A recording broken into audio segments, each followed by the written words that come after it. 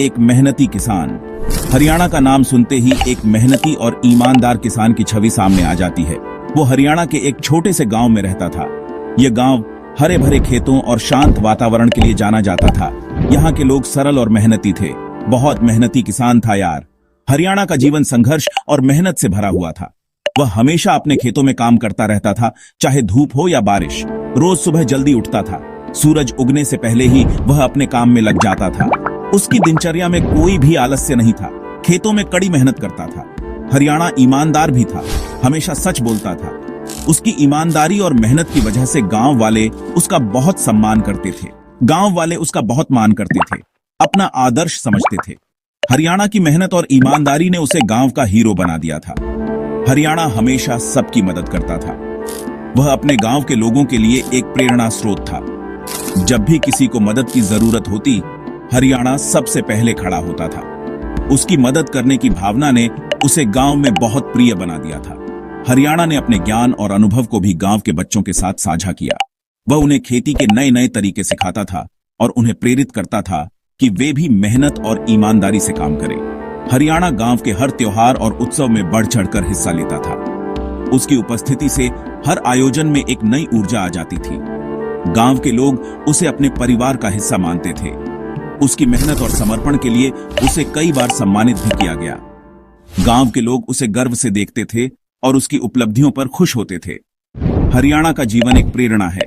उसकी कहानी हमें सिखाती है कि मेहनत और ईमानदारी से हम किसी भी लक्ष्य को प्राप्त कर सकते हैं। हरियाणा की तरह हमें भी अपने काम में समर्पित रहना चाहिए और हमेशा सच बोलना चाहिए। हरियाणा की मेहनत का फल उसके हरे भरे खेतों में दिखता था। उसकी फसलें हमेशा अच्छी होती थीं और वह अपने काम से संतुष्ट रहता था। उसकी मुस्कान में उसकी मेहनत और ईमानदारी की झलक मिलती थी। हरियाणा अपने परिवार के साथ भी बहुत खुश रहता था। वह अपने परिवार के लिए एक आदर्श पिता और पति था। उसकी मेहनत और ईमानदारी ने उसके परिवार को भी एक अच्छा जीवन दिया था। हरियाणा का परिवार भी उसकी तरह मेहनती और ईमानदार था। वे सब मिलकर खेतों में काम करते थे और एक दूसरे का साथ देते थे। उनका जीवन एकता और सहयोग का उदाहरण था। हरियाणा की कहानी आज भी गांव के लोगों के दिलों में जीवित है। उसकी मेहनत और ईमानदारी की विरासत आज भी गांव के युवाओं को प्रेरित करती है। हरियाणा का जीवन एक सच्चे किसान की कहानी है, जो हमें सिखाती है कि मेहनत और ईमानदारी से हम किसी भी मुश्किल को पार कर सकते हैं।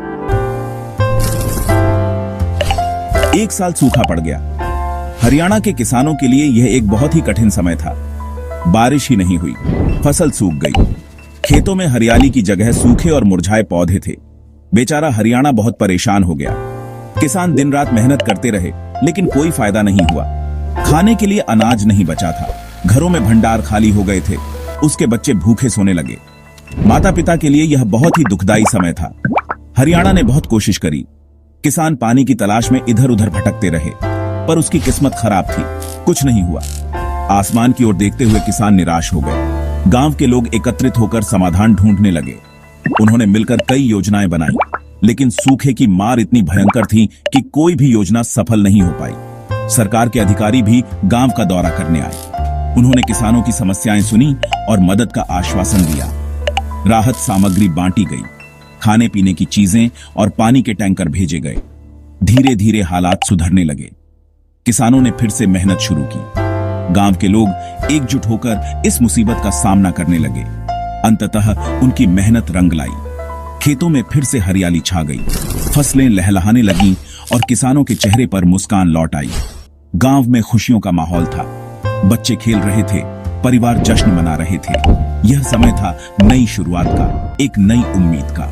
मुसीबतों का दौर खत्म हो चुका था। हरियाणा ने एक बार फिर साबित कर दिया कि मेहनत और एकजुटता से किसी भी मुश्किल का सामना किया जा सकता है। एक दिन हरियाणा जंगल से जा रहा था।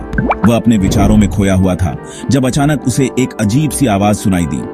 उसने चारों ओर देखा और पाया कि एक बूढ़ी अम्मा एक पेड़ के नीचे बैठी थी।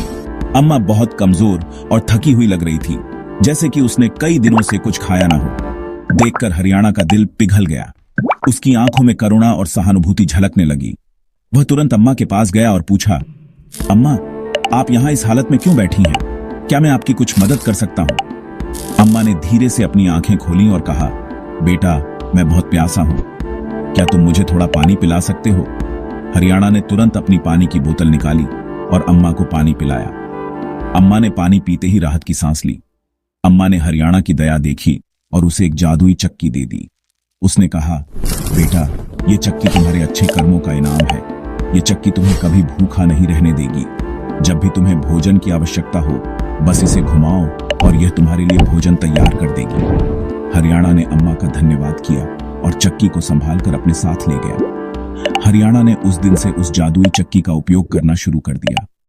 वह अब न केवल अपने लिए बल्कि अपने गांव के लोगों के लिए भी भोजन तैयार करता था। उसकी दया और उदारता की कहानियां दूर दूर तक फैल गई। लोग उसकी प्रशंसा करने लगे और उसे एक महान व्यक्ति मानने लगे। हरियाणा की कहानी हमें यह सिखाती है कि दया और सहानुभूति का फल हमेशा मीठा होता है। जब हम दूसरों की मदद करते हैं तो हमें भी किसी न किसी रूप में उसका इनाम मिलता है। यह रहस्यमयी मुलाकात हरियाणा के जीवन का एक महत्वपूर्ण मोड़ साबित हुई, जिसने उसे एक साधारण व्यक्ति से एक महान व्यक्ति बना दिया। अम्मा ने बताया कि यह चक्की जादुई है, इसमें जो चाहो मांग लो, मिल जाएगा, बस बोलो और ये बना देगी। हरियाणा ने अम्मा को धन्यवाद दिया और चक्की लेकर घर आ गया। हरियाणा ने चक्की से अनाज मांगा। चक्की ने ढेर सारा अनाज बना दिया। हरियाणा बहुत खुश हुआ। उसने अपने परिवार का पेट भरा और गांव वालों की भी मदद की। भोपाल राम, गांव का सबसे बड़ा लालची। उसे जब चक्की के बारे में पता चला तो वो उसे पाना चाहता था। उसने चक्की चुराने का प्लान बना लिया। एक रात भोपाल राम चुपके से हरियाणा के घर में घुस गया। चक्की चुरा ली। वो बहुत खुश था। उसे लगा अब वो अमीर बन जाएगा।